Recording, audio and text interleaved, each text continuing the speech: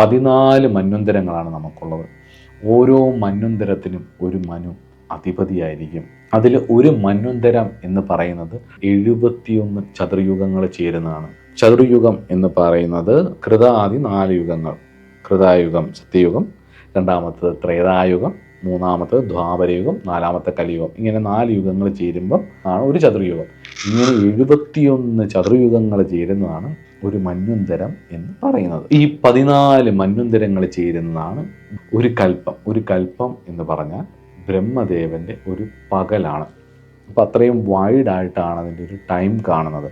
അപ്പം AD 2025 അല്ലെങ്കിൽ Gregorian calendar വെച്ചിട്ട് 2025, അല്ലെങ്കിൽ കോമൺ ഇറ വെച്ച് നോക്കുകയാണെങ്കിൽ 2025 എന്ന് പറയുന്നത് ശ്വേതവരാഹകൽപ്പത്തിലെ സ്വയംഭൂവാദി മനുവിൻ്റെ മന്വന്തരത്തിലെ 7ാമത്തെ മനുവായിട്ടുള്ള സാവർണി മന്വന്തരമാണിത്. സാവർണി മന്വന്തരത്തിലെ 28ാമത്തെ ചതുർയുഗത്തിലെ കലിയുഗമായിട്ടുള്ള 28ാമത് കലിയുഗത്തിൻ്റെ തുടക്ക ഭാഗമായിരിക്കുന്ന പാദത്തിൽ, അതിൻ്റെ പ്രഥമ പാദത്തിൽ 5126ാമത്തെ വർഷത്തിലാണ് നമ്മൾ ഈ സൃഷ്ടി എത്തി നിൽക്കുന്ന ഈ സമയത്താണ് നമ്മൾ ഈ വീഡിയോ ചെയ്യുന്നത്. അപ്പം ഓരോ ദ്വാപരയുഗത്തിലും ഓരോ വ്യാസന്മാർ അവതരിച്ച് പുരാണ സംഹിത രചിക്കും എന്നും പറയുന്നു. ഈ സാവർണി എന്ന് പറയുന്ന മനുവിനെ കുറിച്ച് ഉള്ള കഥ പറയുന്ന, അല്ലെങ്കിൽ അതിനെക്കുറിച്ച് പറയുന്ന ഭാഗമാണ് സുരത സമാധിമാർക്ക് സുമേധസ് മഹർഷി ഉപദേശിച്ചു കൊടുക്കുന്ന ദേവീ മഹാത്മ്യം എന്ന് പറയുന്ന ഗ്രന്ഥം. മാർക്കണ്ഡേയ പുരാണ അന്തർഗതമാണത്.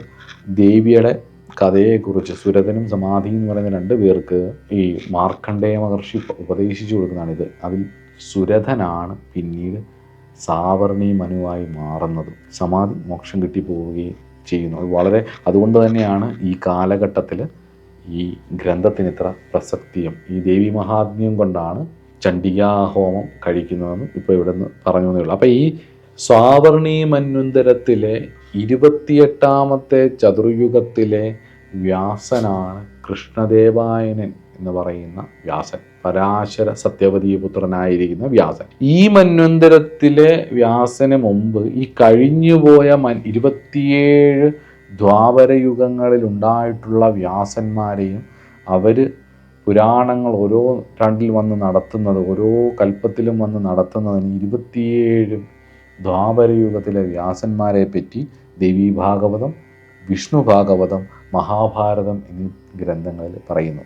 അതോടൊപ്പം തന്നെ ഞാൻ ഈ പറഞ്ഞ കൽപ്പത്തിൻ്റെ കണക്ക്, ഈ ഒരു വർഷത്തിൻ്റെ കണക്ക്, കലിസംഖ്യ അല്ലെ കലിയുഗം 5126 ആണ്ടെന്ന് പറഞ്ഞതിൻ്റെ കണക്കൊക്കെ സപ്താഹം എന്ന് പറയുന്നൊരു സാധനം സ്ഥിരം എല്ലാവരും കേൾക്കുന്നതല്ലേ, എല്ലാവരും കേൾക്കുന്ന അവിടെ മൂലം ഭാഗവതത്തിൻ്റെ 3ാം സ്കന്ധത്തിലുണ്ട്.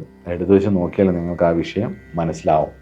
അപ്പം 28ാമത്തെ മന്വന്തരത്തിലെ കലിയുഗത്തിലൂടെയാണ് പോകുന്നത്. അതുകൊണ്ട് തന്നെ 28ാമത്തെ മന്വന്തരത്തിലെ വ്യാസൻ കൃഷ്ണദേവായനായിരുന്നു. അടുത്തത് 29ാമത്തെ വ്യാസൻ അടുത്ത മന്വന്തരത്തിൽ കലിയുഗം കഴിഞ്ഞ് പിന്നെ സത്യയുഗം, അതുപോലെ തന്നെ ത്രേതായുഗം, ദ്വാപരയുഗം തുടങ്ങുമ്പം അടുത്ത 29ാമത്തെ വ്യാസൻ എന്ന് പറയുന്നത് ദ്രൗണിയാണ്.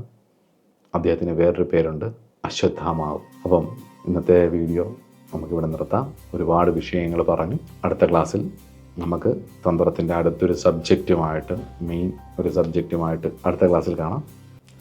നമസ്കാരം.